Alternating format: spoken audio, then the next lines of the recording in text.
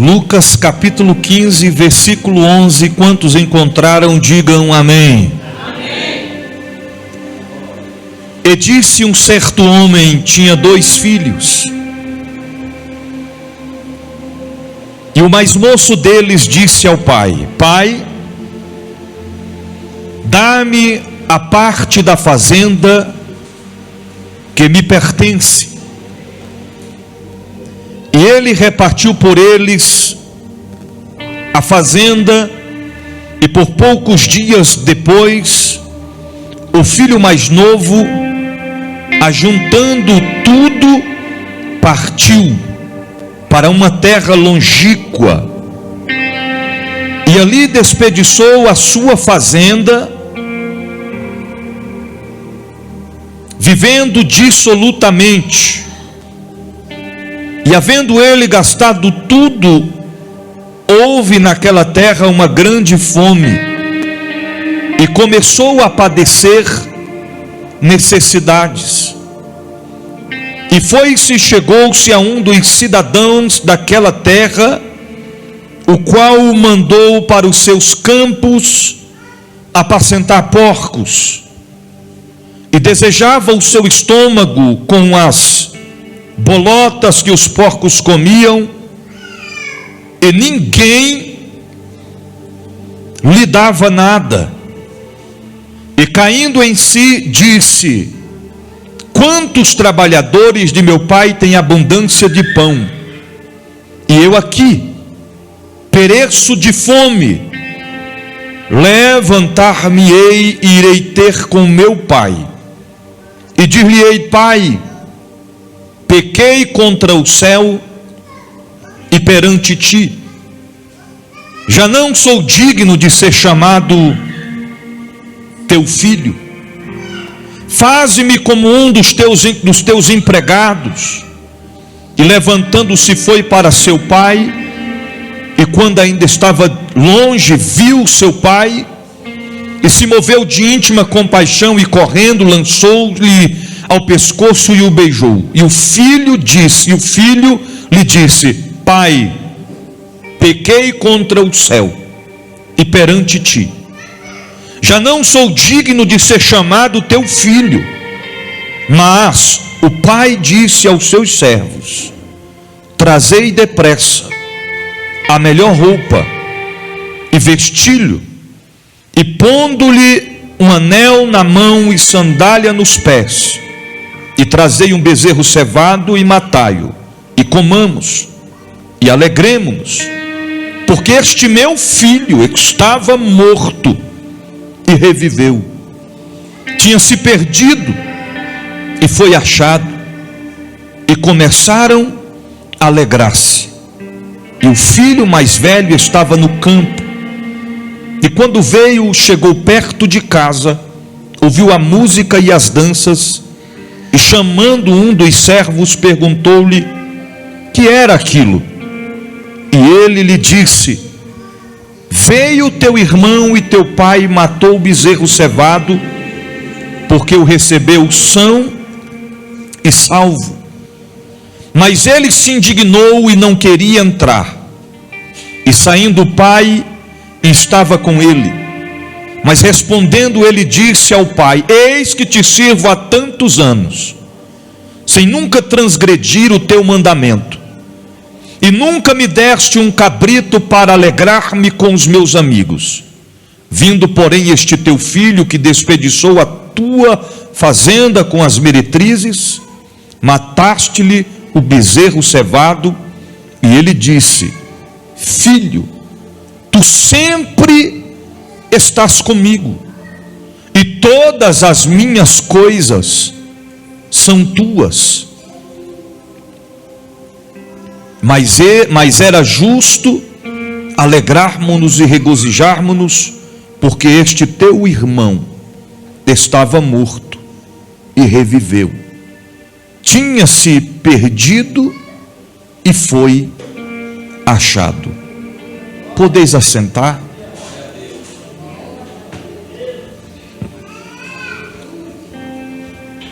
Nós estamos diante de uma das passagens bíblicas mais conhecidas, mencionadas, ainda mais quando se fala acerca de algo que se perdeu. A Bíblia está expressando a parábola do filho pródigo. Jesus aqui fala através de uma parábola acerca de um pai que tinha 2 filhos, e a Bíblia diz que o mais moço, ou o mais novo, disse ao seu pai que ele queria sua parte da herança por direito, porque ele queria ir embora, ele queria conhecer outras terras, ele queria conhecer outras oportunidades, ele queria experimentar aquilo que o mundo tinha para lhe oferecer. Embora ele tinha tudo do bom e do melhor, comia do bom e do melhor, vestia do bom e do melhor, mas ele não estava satisfeito. E ele pede ao pai, não algo ilegal, mas ele pede aquilo que ele tinha por direito. Era direito dele. E o pai não agiu com injustiça. E a Bíblia diz claramente que o pai repartiu por eles, no versículo 12, repartiu por eles a fazenda. Nesta partida aqui, nesta partícula, o pai não apenas entregou a parte do filho mais novo. A escrita deixa bem claro que ele repartiu por eles, não por ele, por eles, a fazenda. Ou seja, o pai deixa bem claro: aqui está a tua parte, meu filho, o mais novo. E também reparte a parte do mais velho. E deixa bem claro a parte que o pai tinha, porque a escrita está dizendo: e ele repartiu por eles a fazenda. E poucos dias, não foi imediatamente, depois que o pai reparte com eles a fazenda, no versículo 13 diz: poucos dias depois, o filho mais novo, ajuntando tudo, partiu para uma terra longínqua. Agora ele está fora de casa, está longe de casa, ele estava distante. E nós estamos em uma noite em que nós estamos falando acerca de derrubando, ou de derrubar as muralhas. Assim como Josué com o povo venceu debaixo da bênção do Senhor, e debaixo da obediência, as muralhas caíram. E o que a parábola do filho pródigo tem a ver com muralhas? Muralhas sendo derrubadas. Tudo. Eu sei que inúmeras vezes nós já ouvimos falar acerca desta passagem bíblica, mas eu quero compartilhar com os irmãos algo que Deus me revelou através das suas sagradas escrituras. E nós vamos falar nesta noite ao seguinte tema: o filho pródigo e as 3 muralhas em sua vida. O filho pródigo e as 3 muralhas em sua vida. Não tinha somente 3, tem mais, mas eu vou destacar nesta noite pelo menos 3 muralhas. A Bíblia diz que ele pega o que é dele por direito, vai embora, uma terra distante. Parece até coincidência, né? Obra do acaso. Ele chega em umas terras, e ao chegar nestas terras, alguém chega juntamente com ele. E quem era? A crise, a fome, a escassez. Ao chegar agora, ele já se depara com uma crise, com grandes dificuldades. Porque no versículo 14 diz assim: e havendo ele gastado tudo, houve naquela terra uma grande fome, e começou a padecer necessidades. Ele estava tão cego que pela ótica humana ele não percebeu que enquanto ele gastara tudo, a crise estava batendo à porta. E começa a padecer necessidades. E a Bíblia diz que chegou ali um cidadão daquelas terras. Aí a gente pensa no mesmo conceito. Coincidência, né? Coincidência, ele chega e a fome chega. Coincidência, ele chega e a fome chega, e em seguida chega um cidadão daquelas terras, o qual, como é que está escrito aí? O qual mandou. Olha aqui para mim. O homem chega e ele não chega pedindo. O homem chega e ele não chega convidando. O homem chega e não diz para ele: eu tenho uma oportunidade de emprego para você, você quer? Uma porta se abriu para você, você aceita? Não. O homem chega, e uma escrita está dizendo, o homem chega mandando. Ele não tinha outra alternativa. Aceita a humilhação de coração aberto. Aceita a escravidão de coração aberto. Aceita a humilhação de coração aberto. Estava na casa do pai, tinha tudo do bom e do melhor, mas não valorizou, saiu de lá, gastou tudo, foi para distante, agora está no meio da crise, no meio da fome, sendo mandado por homem. E qual foi a ordem? Para o campo, apacentar porcos. A fome era tão grande que a Bíblia diz que ele desejava encher o seu estômago, porque o estômago estava vazio, as bolotas que os porcos comiam.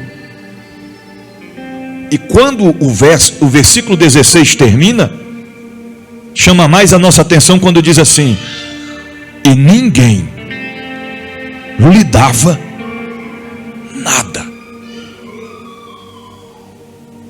Parece que a situação estreitou de uma forma tão ampla para aquele rapaz, que além dele estar recebendo uma ordem de humilhação, ninguém ajudava ele, ninguém estendia a mão para ele, mesmo diante da dificuldade, ninguém se importava com ele, ninguém lhe dava nada. Muitos se iludem pensando que fora da casa do pai vai ter alguma coisa. No mundo lá fora a gente vale o que a gente tem. Se você tem, tem amigos. Se não tem, não tem amigos. Eu já vivi lá, eu sei como é que é as coisas. Eu sei como funciona. Ninguém lhe dava nada. E quando a Bíblia diz que ninguém lhes dava nada, no versículo 17, surge diante deste rapaz, do filho pródigo, a primeira muralha que ele teve que derrubar. Estava diante dele e ele tinha que enfrentar. E que muralha era esta? Reconhecer que errou, reconhecer que se precipitou, reconhecer o seu próprio estado. Lembra quando a Bíblia diz acerca da Santa Ceia? Examina-se o homem a si mesmo. Examina-se o homem a si mesmo. Estava diante dele uma muralha. Uma muralha. E ele precisava derrubar esta muralha. No Salmos 119, versos 12, o salmista diz assim: quem pode discernir os próprios erros? Absolve-me dos que desconheço. No versos 13, ele diz: também guarda o teu servo dos pecados intencionais, que eles não me dominem, então serei íntegro, inocente de grande transgressão. Salmos 19, 12 e 13. O salmista inicia a dizer: quem pode discernir os próprios erros? Em outras palavras, ele estava dizendo: às vezes nem nós mesmos percebemos que estamos errando. Nem nós mesmos às vezes percebemos o quão estamos se afastando e se afastando de Deus. Quem pode discernir os próprios erros? Ele diz: Senhor, absolve-me dos que eu desconheço. Ele estava dizendo: Senhor, se eu não perceber que eu estou errando, me desperta, me acorda, abra os meus olhos. Porque quando no versos 13 ele diz: também guarda o teu servo dos pecados intencionais, ele estava dizendo: às vezes a gente não percebe, mas tem momentos que a gente pratica intencionalmente, ou seja, a gente faz ciente de que não podemos fazer. Mas ele diz: guarda-me, Senhor, guarda-me, Senhor. No Salmos 51, versos 3, o salmista Davi diz assim: porque eu conheço as minhas transgressões, e o meu pecado está sempre diante de mim. Porque o pecado, irmãos, ele nos confronta. Quando erramos, ele nos alimenta. Depois do erro cometido, ele nos aponta na consciência, no pensamento, diante das batalhas da vida. Por isso que a Bíblia diz claramente, em Provérbios 28, versos 13: o que encobre as suas transgressões nunca prosperará, mas os que as confessa e deixa alcançará misericórdia. Aleluia, aleluia.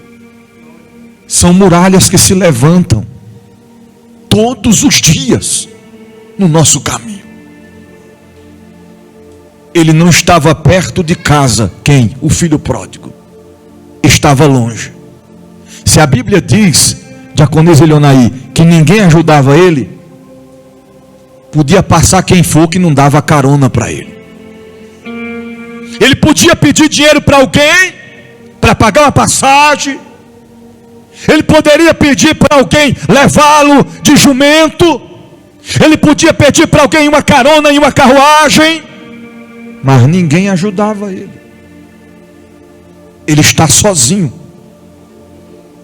sem nada, sujo de fezes de porcos, faminto.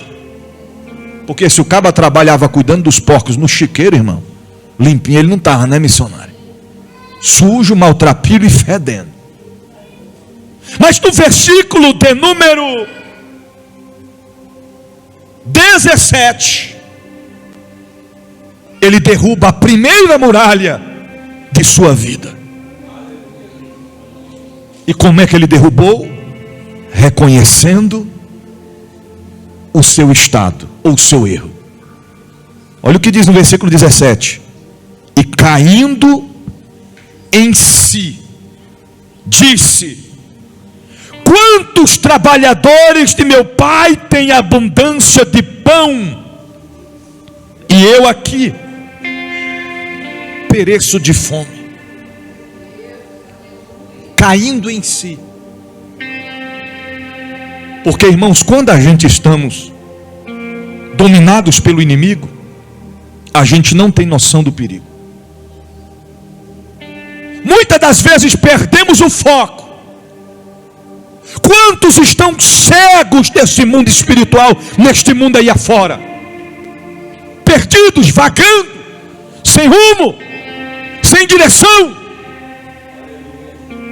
Há uns meses atrás eu me encontrei com um irmão de fé, irmão Marcos, que no início da minha fé era companheiro de oração e de consagração.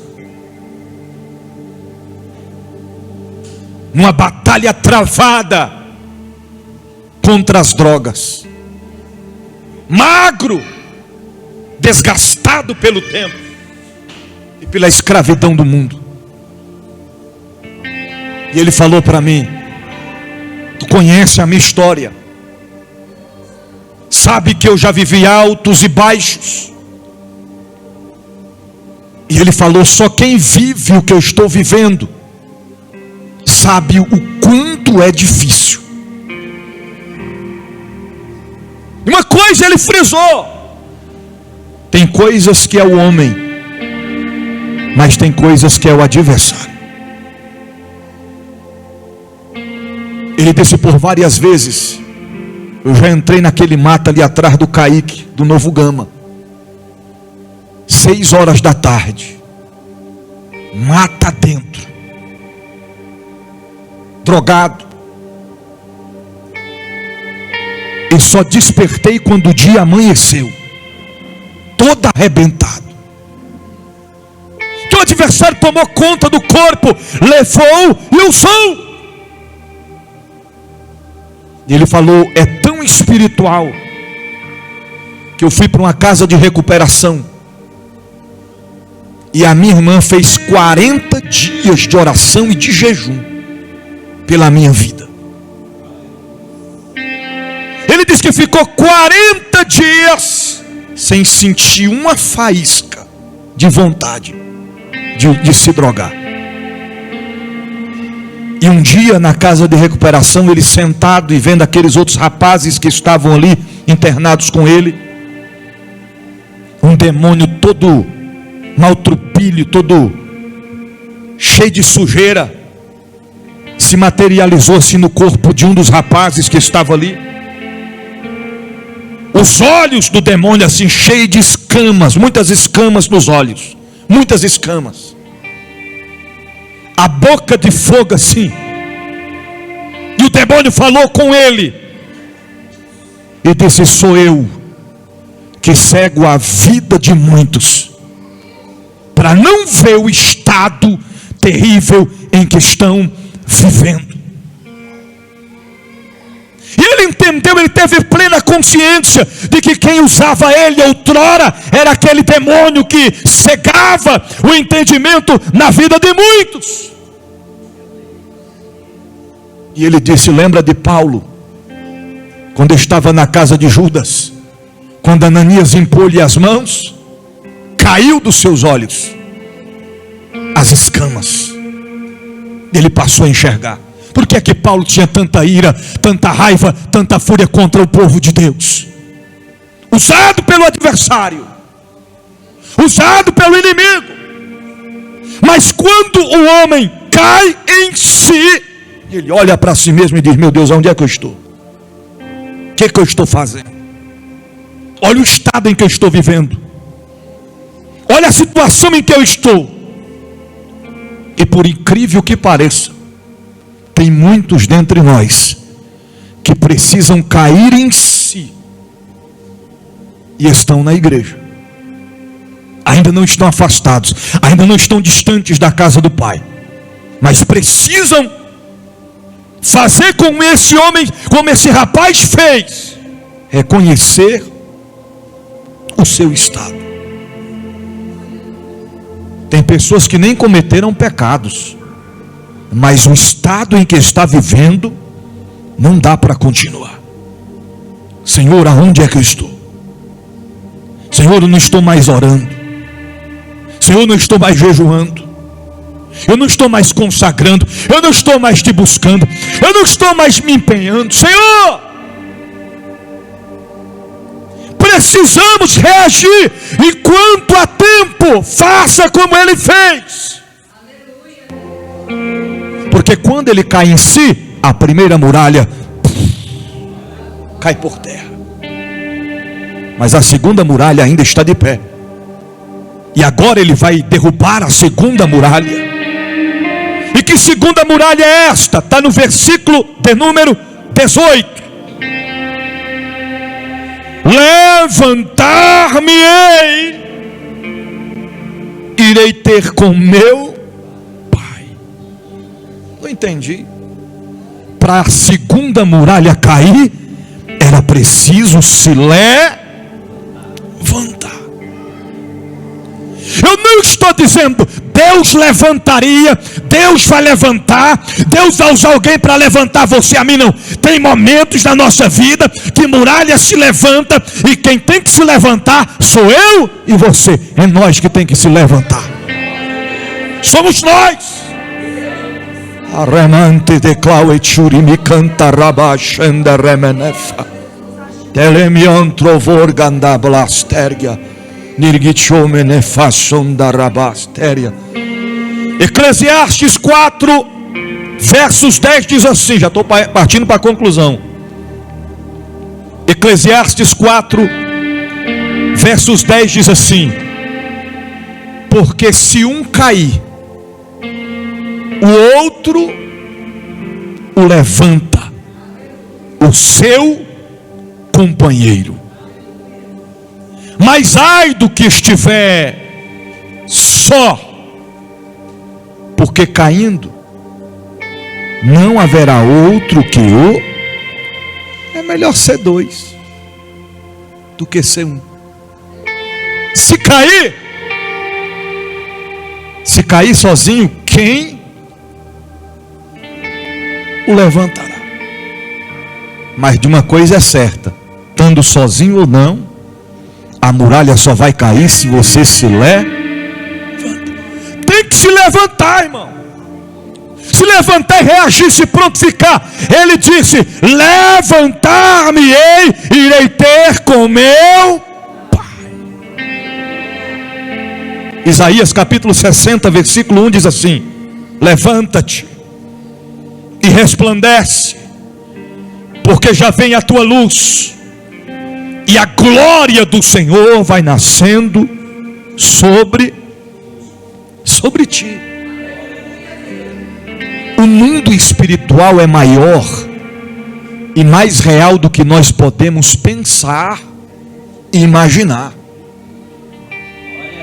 Ontem a gente saiu para resolver umas coisas. Fomos fazer uma visita depois do culto. E aí chega uma mensagem da minha filha Nicole, disse: vem logo para casa. Eu estou ouvindo umas gargalhadas aqui no lote. E eu vim para dentro de casa aqui, ouvi uns vultos aqui, umas gargalhadas. Tô com medo, o bicho está aqui. Falei, tá vendo? Por isso que eu falo. Busque ao Senhor. Busque ao Senhor. Aí a gente demorou um pouquinho ainda. Foi para casa. Cheguei em casa. Falei, vou fazer a vistoria. Aí fui olhando de cômodo em cômodo. Tudo normal. Tudo em paz. Falei, ele não está aqui não. Era impressão dela. Aí deitei para dormir. Irmão, foi rapidinho. Foi ligeiro.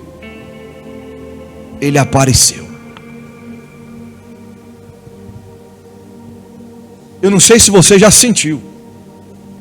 Mas você está assim, de repente, você vê aquela carga, aquela pressão se aproximando assim. Eu senti assim. Falei, é ele. É ele.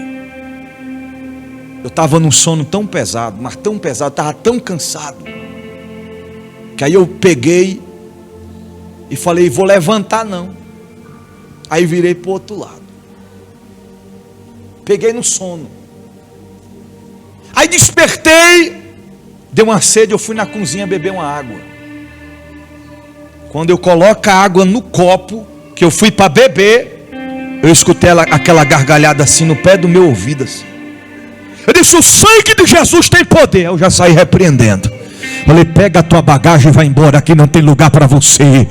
Deus marcou essa noite para dizer para quem está no templo e para quem está em casa, é hora de se levantar na tua casa, no meio da tua família, no meio dos teus. Coloca esse demônio para correr, coloca esse adversário para correr, coloca esta fraqueza para correr, coloca essa tristeza para correr, coloca esse desânimo para correr. Seja forte e corajoso, seja forte e corajoso. É hora de se levantar para a muralha cair por terra. Não podemos olhar a situação acontecer e não reagirmos. É hora de se levantar. Se levante.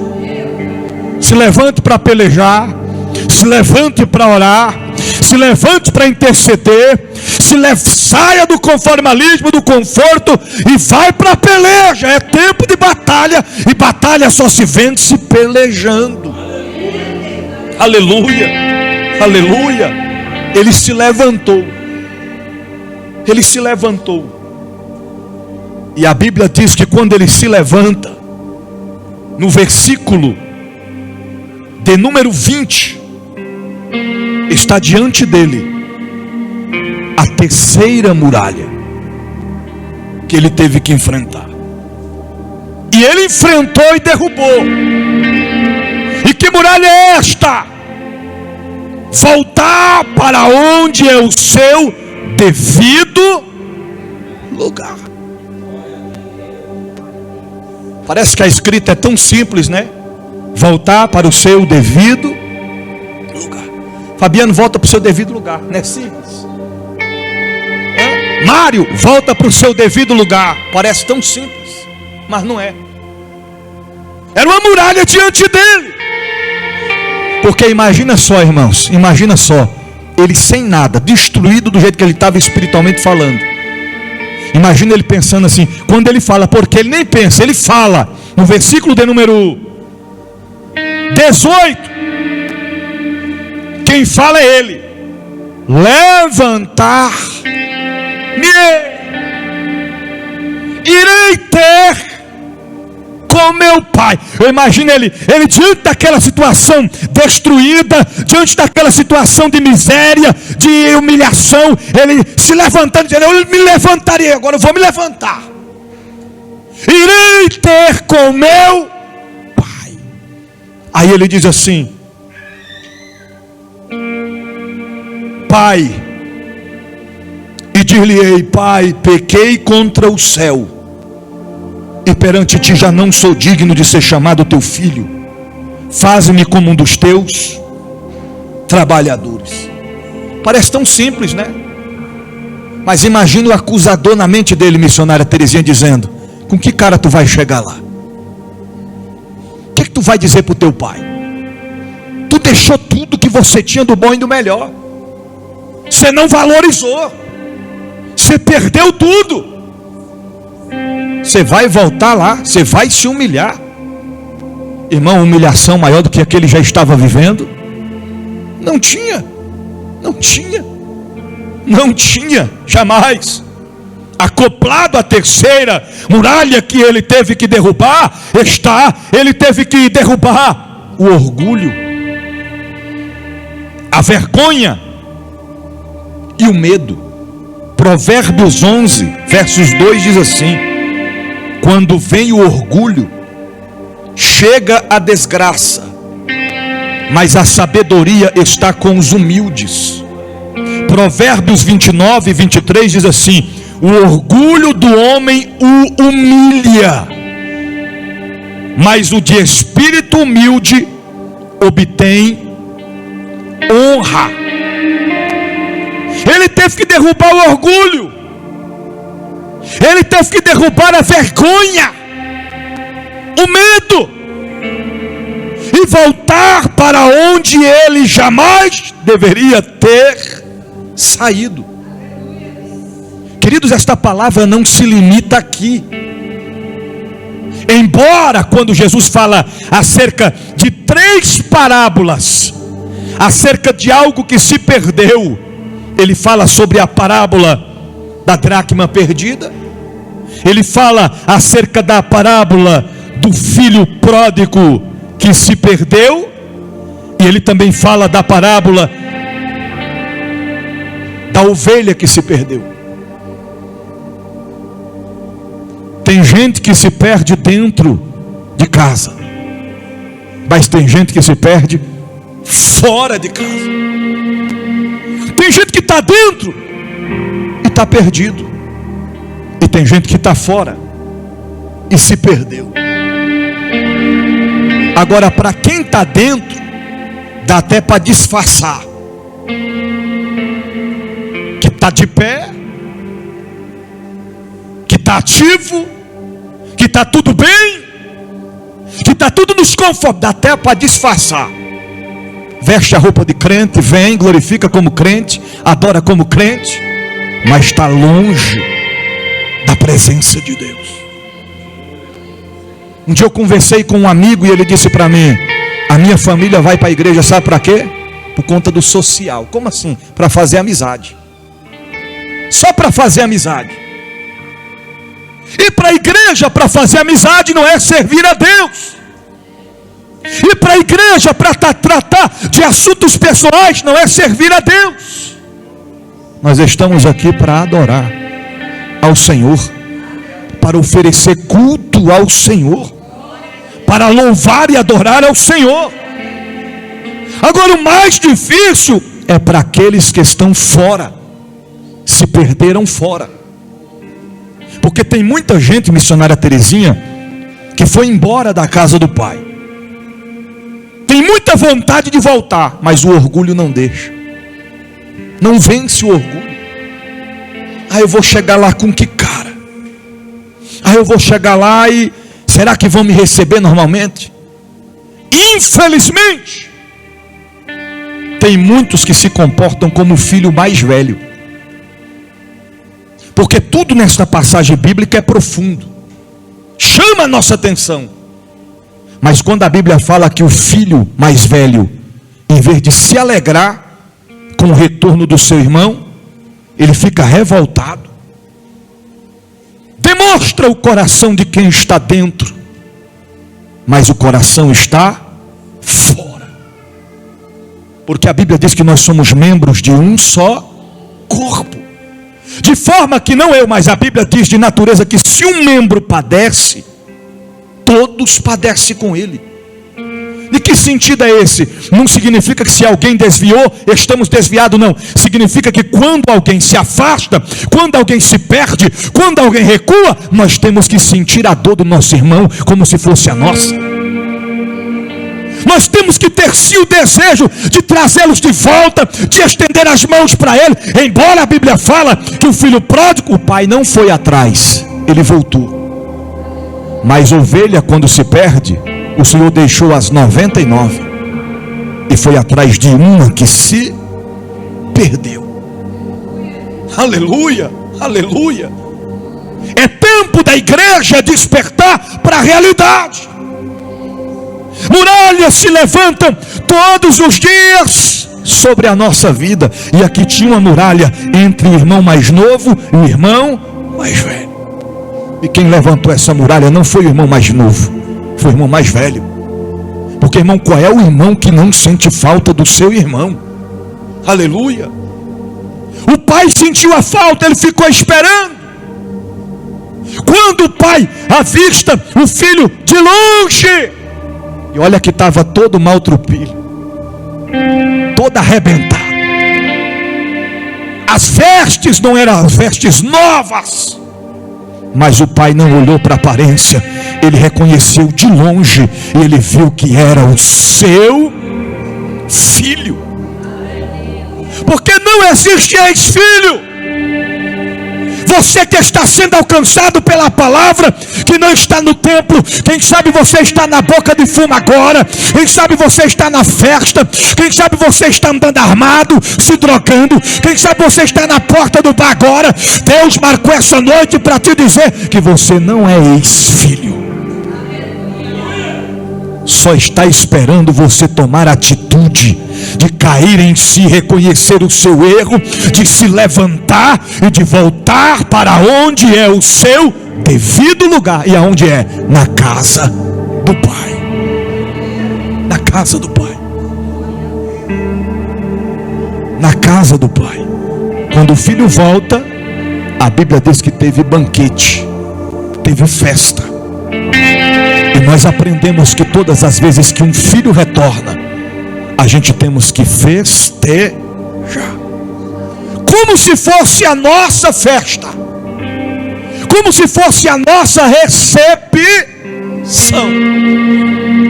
Porque em mais de 20 anos, pregando a palavra e pastoreando, eu já vi, presenciei e testemunhei muita gente se desimportando com quem se desviou,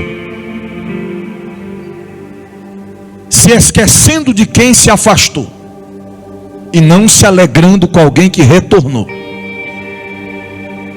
E faltava cuspir santidade. Quando você pensa que não, aonde está o santarrão?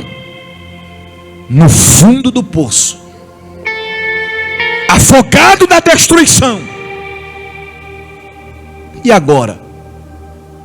Você já pensou se fôssemos pagar o mal com o mal? Mas não é assim que a Bíblia nos ensina. A Bíblia nos diz que nós temos que ter paciência, não sou eu, mas a palavra de Deus diz, com aqueles que são mais frágeis, mais fracos na fé. Nenhum de nós aqui tem a mesma estrutura. Nenhum de nós tem a mesma estrutura. Não tem. Eu sei que às vezes a gente se entristece e fica sem entender por que é que fulano teve uma recaída, por que é que Beltrano desistiu, por que é que Ciclano se ausentou, por que é que fulano foi embora. A gente não entende. Mas cada um tem uma estrutura. Uns resistem mais, outros resistem menos. A questão é que enquanto nós estivermos aqui nesta vida terrena, nós precisamos continuar. Continua. E quando vê alguém indo embora, como o filho pródigo fez, interceda por ele, interceda por ela, diga: Deus, ele sabe o caminho de volta. Deus, ela sabe o caminho de volta. Mas eu vou continuar orando, intercedendo, traz de volta, traz de volta, traz de volta, traz de volta, traz de volta, traz de volta. E no dia que chegar na porta, na porteira de casa, no portão de casa, a gente tem que fazer como o pai fez. Correu até o filho, abraçou e o beijou, e teve festa, e teve banquete, e teve bonança, porque o filho retornou. Estava morto. Olha a escrita, estava morto, mas reviveu. Que negócio é esse? Se o cabo estava vivo, humanamente falando, ele estava morto espiritualmente. mas agora ele reviveu. Tinha se perdido, mas agora foi achado. Aí pode trazer vestes novas, pode trazer anel, pode trazer sandália, pode matar um novilho, vai ter churrasco, vai ter comemoração, vai ter festa, porque o nosso irmão retornou à casa do Pai. Para a gente finalizar, quando você vê um filho pródigo indo, que é isso, eu estou te falando porque, irmãos, isso sempre acontece enquanto estivermos nessa vida.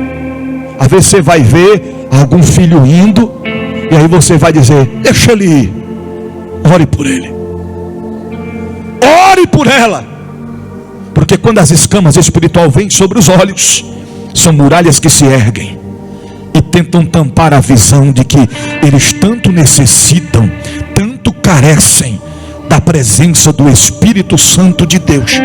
Neste exato momento tem muitas vidas, muitas almas iludidas com esse mundo, escravizadas pelo diabo, escravizadas pelo adversário, consultando com demônios, procurando solução para os seus problemas em lugares errôneos, dando ouvidos a demônios, dando ouvidos ao próprio Satanás. Mas o Deus da Bíblia marcou essa noite para dizer para mim e para dizer para você que está no templo e que está em casa: o melhor lugar para se estar é na casa do Pai. Na casa do Pai tem alimento, na casa do Pai tem bonança, na casa do Pai tem fartura, na casa do Pai tem palavra, na casa do Pai tem azeite, na casa do Pai tem presença, na casa do Pai tem festa, tem banquete.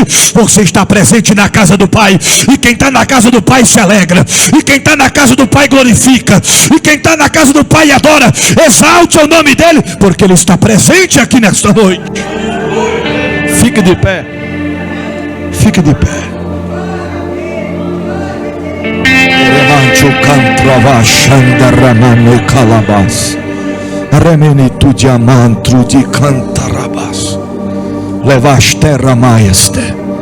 Eu vou finalizar a mensagem de forma diferente. Sai do teu lugar e vem bem aqui para frente aqui. Eu quero orar por você aqui. Depois nós vamos fazer o ato profético. Vem para cá, toda a igreja.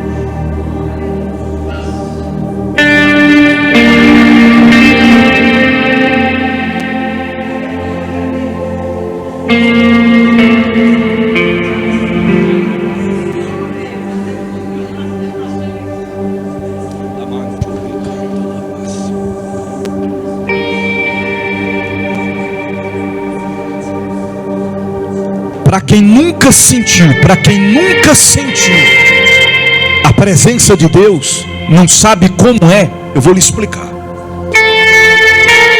De repente você vai sentir aquela vontade de chorar, e não é lágrimas, não é vontade de chorar de tristeza, de agonia, de desespero, de aflição, não. É uma presença gloriosa que vai tomar conta do teu corpo, da tua alma, do teu espírito. Outros vai sentir aquele arrupio, você vai sentir o seu corpo se arrupiando, tremendo, o coração vai acelerar. Outros vão sentir aquela voz suave, incomparável, falando assim na tua mente, no teu entendimento: eu te amo, meu filho, eu te amo, minha filha, eu estou com você, eu não te deixei, eu não te abandonei. Ramanto decanta rabachandarai. Para quem já sentiu, vai te dar vontade de falar em línguas estranhas, vai te dar vontade de glorificar, de correr, de pular, de saltar, de glorificar. Fecha os teus olhos agora, onde você estiver. Deus falou comigo que nós não vamos sair daqui nessa noite sem antes sentirmos a presença do Espírito Santo.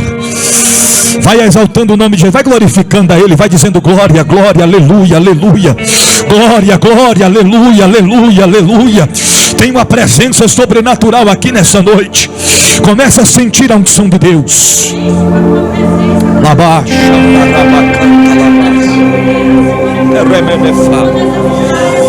Espírito de Deus, vem sobre nós. Sopra, Deus, dos quatro cantos o vento veemente e impetuoso do teu Espírito Santo e enche toda a casa nessa noite. Derrama sobre nós a virtude do teu Espírito Santo. Sopra, Senhor, nos corações. Vai trazendo alegria, vai trazendo alegria, vai trazendo alegria, vai trazendo renovo, vai trazendo a paz, vai trazendo bálsamo, vai trazendo a presença. Ramanto de cantarabachanda lavai. Já está manifestando a unção de Deus aí. Já está descendo a unção do Espírito Santo aí. Essa vontade de chorar é a presença dele. Essa presença gloriosa que está tomando conta do teu ser, do teu entendimento agora, é a presença do Espírito Santo de Deus. Ele falando no teu entendimento, no teu pensamento, na tua mentalidade: eu estou contigo. Você vai vencer esta prova. Você vai vencer este deserto. Você vai vencer essa dificuldade. O inimigo não vai destruir tua casa. O inimigo não vai destruir tua família. O inimigo não vai frustrar os teus sonhos. Recebe a presença de Deus. Recebe a alegria que vem de Deus. Recebe a paz que excede todo entendimento. Recebe o que vem de Deus sobre a tua vida nessa noite.